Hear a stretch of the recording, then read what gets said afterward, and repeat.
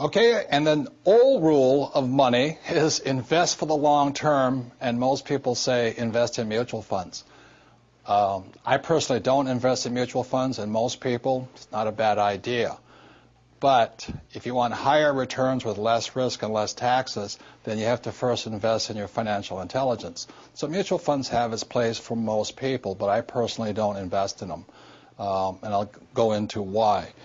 So when somebody says invest for the long term, one of the problems I have with that is, what does that mean?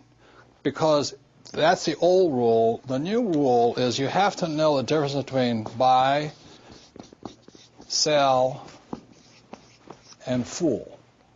And so when I'm buying and selling something or investing, this is the difference for me, okay? When I buy, let's say, a house or an apartment house, I buy it long. That means I want to hold on to my real estate forever. But what I do is I sell it every 30 days to my renters. So I hold the property forever. All these guys who are flipping property, the problem with flipping property is that you have capital gains tax all the time. You're losing money to taxes. It doesn't make sense. So buying, let's say, an apartment house, I have, let's say, a 500-unit apartment house today, and I started off with little individual houses. You know, the rule for getting rich is from Monopoly: 4 greenhouses, 1 red hotel. 4 greenhouses, 1 red hotel. So I started with small houses, and today we have big apartment houses, big commercial buildings, things like this. But the principle's the same, whether it's a small house or a big house. So I buy it. I intend to hold it forever. I'm going to pass it on for generations, but I sell it every 30 days. The same with oil. The other day I was filling up my gas tank, and I got really upset. It cost me $72 to fill my tank of gas. And the reason I was upset, because I was a buyer of gas. But then I went home that afternoon, and I found oil hit approximately $140 a barrel. So then I was happy again. You see, on one side I was a buyer, which I was unhappy, but as a seller of oil, I was happy.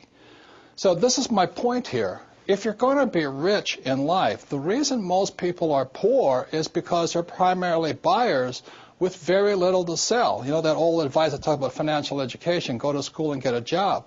So let's say you sell your time, sell it for $25 an hour. If that's all you've got to sell, you're not getting ahead, because the Federal Reserve keeps printing money faster and faster. You have to work harder and harder, then you get taxed harder. So if you're going to be rich, the thing my rich dad taught me was you have to have something to sell every single month. So every single month I'm selling my apartments, my units, for 30 days at a time. I'm selling my oil, on the open market.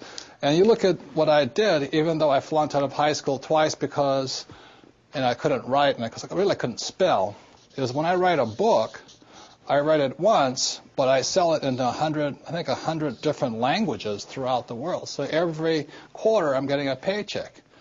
So to be rich, it really understands the new rules of money requires you to know when you're buying, when you're selling. And that is essential to being rich today. Now, when I talk about the fool, it's called the greater fool theory.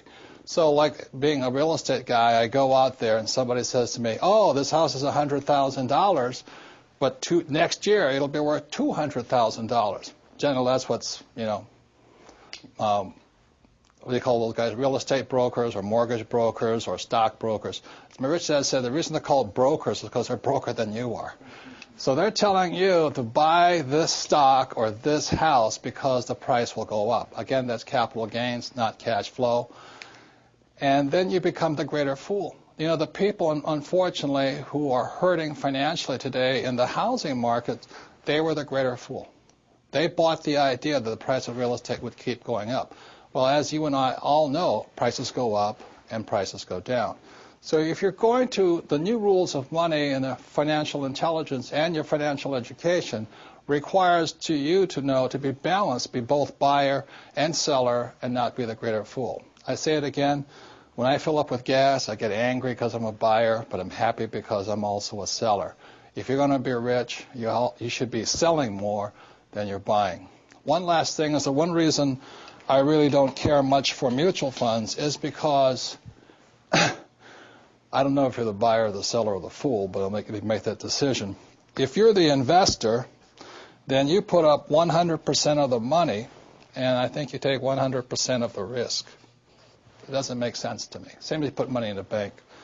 And the mutual fund company, they put up 0% of the money, but what they get is 80% of the returns. So this is why I really don't recommend, but it's good for most people. Put your money in a mutual fund and just let it sit there. But what happens is you take 100% of the risk, you only get 20% of the returns, and you put up 100% of the money. That doesn't make sense to me. That's why I like to use debt, good debt as leverage and things like this. But again, this is your greatest asset right here. So I don't just blindly invest for the long term. I don't park my money. And the reason I don't park my money in the bank is because I said in 1971, the U.S. dollar stopped being money and it became a currency. The word currency means current. You must keep your money moving. The people who are losing financially today are people who are parking their money in long-term things like savings account and mutual funds. That's good for the average person. It's good for the average investor. And it's better than nothing. It's better than being poor. But you're not getting ahead with old information or old rules of money. I'll just pass this last thing along for those of you who say, well, I don't want to be an investor. It's too much work. I understand. It was years ago, a friend of mine, a friend asked a friend of mine, says, what would you say to the average investor?